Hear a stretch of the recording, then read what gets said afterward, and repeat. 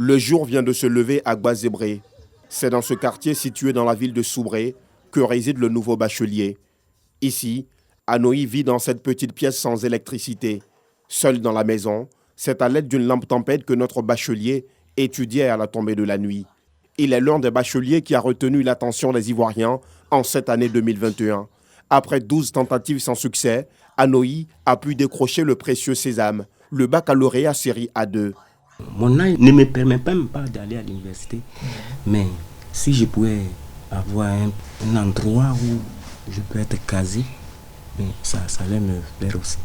Pour payer sa scolarité et faire face aux dépenses de la maison, Anoï vend des cœurs de palmier et dispense des cours à domicile.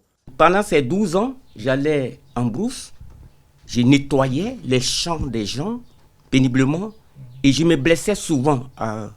En tout cas, je croisais beaucoup de choses.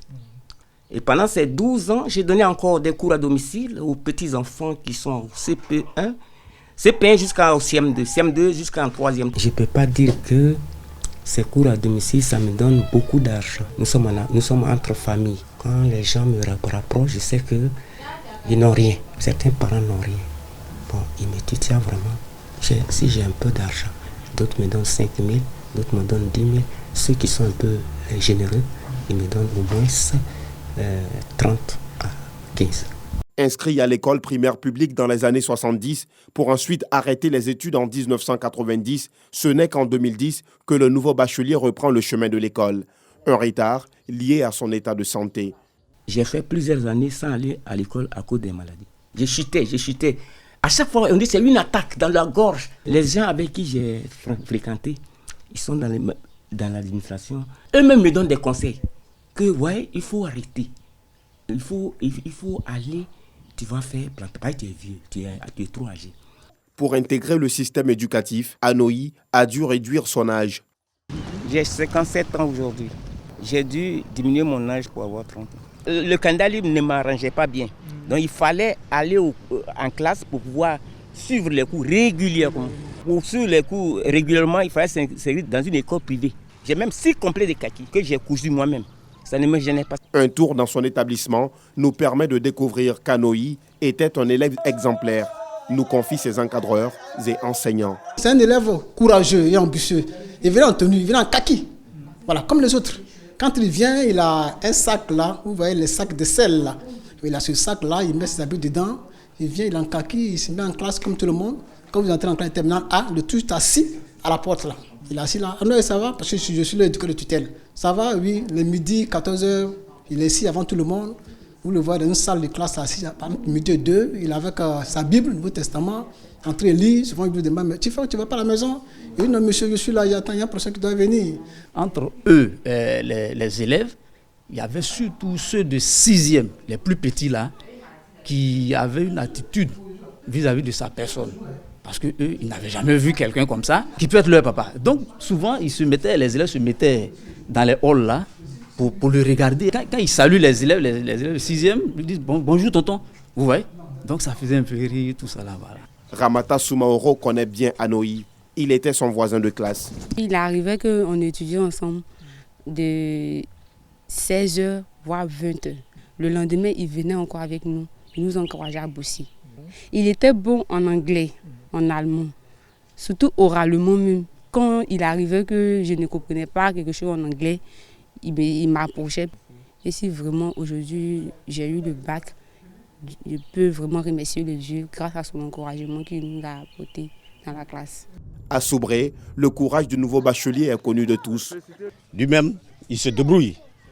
Il rentre même en brousse, il paraît enlever les cas de palmier pour se dépanner. Mais néanmoins, malgré ses études, il donne des cours à domicile. Il prend mes enfants.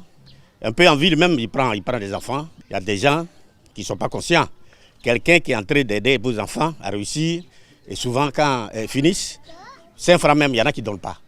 Malgré sa situation de vie difficile, il ne baisse pas pour autant les bras. Son courage et sa persévérance sont finis par payer.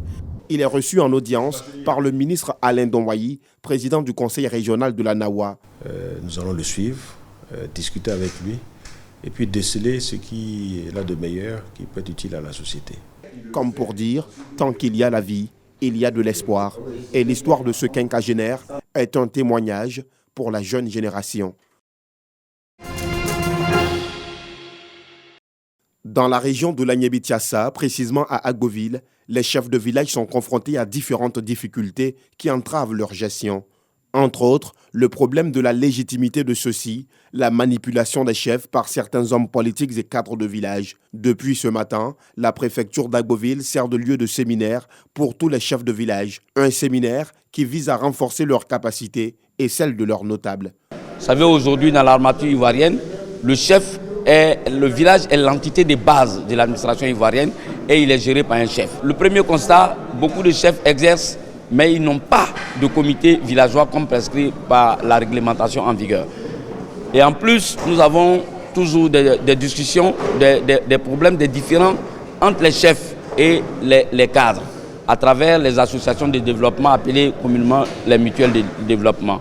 En un mot comme en mille, il a été important pour nous de remettre le chef sur les rails, d'aider les chefs de village, de leur donner la connaissance de l'administration, parce qu'ils n'ont pas également les différents textes qui permettent de régir leurs fonctions.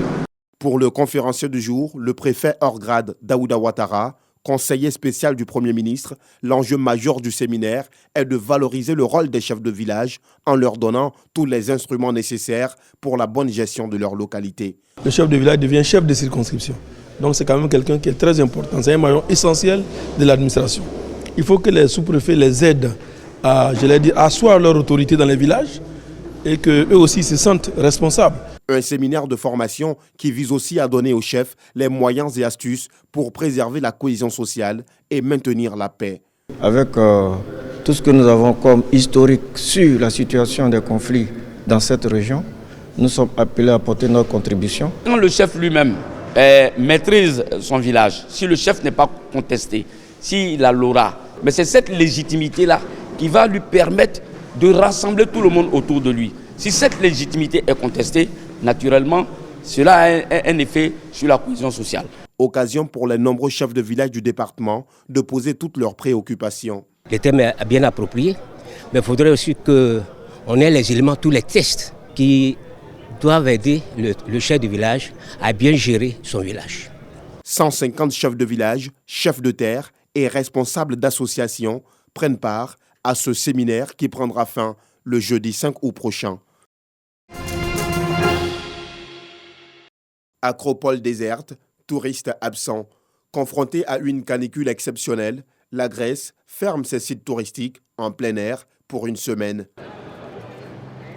En l'occurrence, la vague de chaleur elle est compliquée dans la mesure où même si on était habitué, la semaine dernière on était en Croatie et en Croatie c'était déjà très chaud, mais là on est clairement passé sur un niveau supérieur.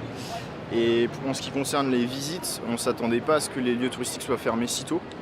Et en l'occurrence, on n'a pas pu visiter l'Acropole et le Panthéon ce matin. Si le mercure frôle les 40 degrés, cela ne semble pas poser de problème à certains. Le problème, c'est que certains sites sont fermés dans la journée à cause de la chaleur, de midi à 5 heures. Si vous êtes touriste, ça pose des problèmes. Mais sinon, c'est pour ça qu'on vient en Grèce, pour le soleil, la chaleur, beaucoup de chaleur. Le Premier ministre, Kyriakos Mitsotakis, parle de la pire canicule depuis 1987. Il exhorte les Grecs à limiter leur consommation électrique pour éviter une panne générale. Des maximales de 43 à 45 degrés Celsius sont attendues.